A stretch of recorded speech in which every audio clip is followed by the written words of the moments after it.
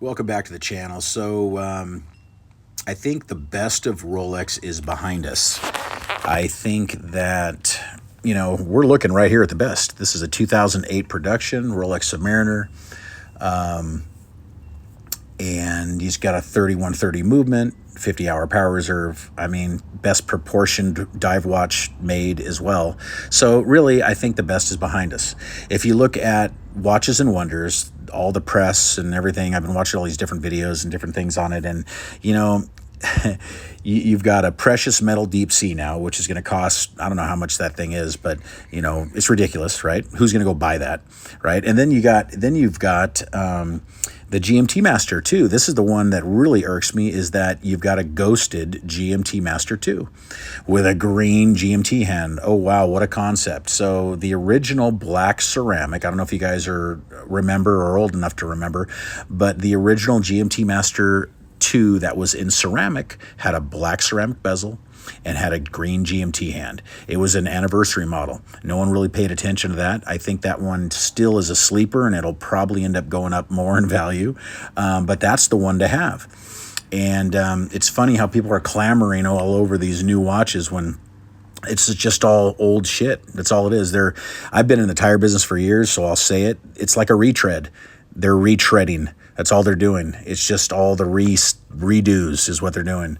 And Tudor, there's no Tudor Submariner. They did not come out with the Tudor Submariner again. All it is a black bay. It's a 41 millimeter black bay. That's all it is. And to have now a Tudor 58, Black Bay 58 with a GMT hand. Oh, wow, big whoop. And it's the Coke version. Oh, good. Wow, that's great. Yeah, I don't know. I think I'm getting worn out. I just think the best is already gone. I mean, all the best watches, the Omega Speedmaster, the original Moon watch. I mean, the Submariner. I mean, everything with all the history. I mean, there's nothing new. There's no new history being made, right? I mean, that's it. The best is behind us. And I still feel that we will be able to buy a Rolex Submariner from the AD probably within the next 5 years. I think it's going to happen. I think the watch collecting, I think it's going to go down. I think it's, the hype, it's a slow thing, but I think the hype I think it's fizzling out. The flippers are gone. Social media blew everything up. When I first got on the watches, there was no social media. There was none of that shit. And you can go into an AD and buy a Rolex. And you bought one because you worked hard and you thought you earned it, right?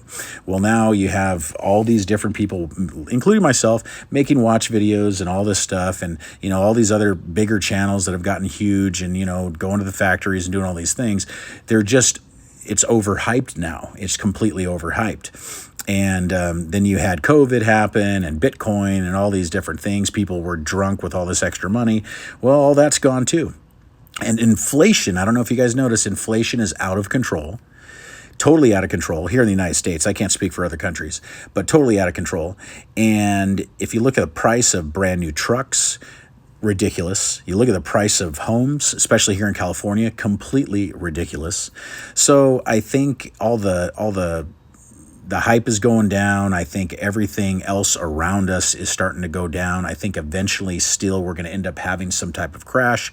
When it will happen, I am not sure. We're not going to get into politics or anything like that. This is a watch channel. I do love watches, but I just want to touch on that. I just want to talk about that real quick. And the main thing that made me think about all this is because of the Watches and Wonders. I mean, that was like the main thing. And the current state of affairs in the world. But anyway, going back to this watch, I mean, this is probably one of the best. This is like my favorite Rolex. And if I was able to ever get that call at the Rolex AD and go down there, I would pick myself out a Rolex Explorer 2 because it looks like the old first gen Explorer 2s. And I love the way they look. They are super cool. You might call them the Steve McQueen, even though Steve McQueen never wore one. I don't know why he's affiliated with that anyway, but whatever. That's another story. But yeah, I mean, that's what I would buy. But for now, we'll just hang on to this one. This is a cool Submariner. Great watch. Can't complain.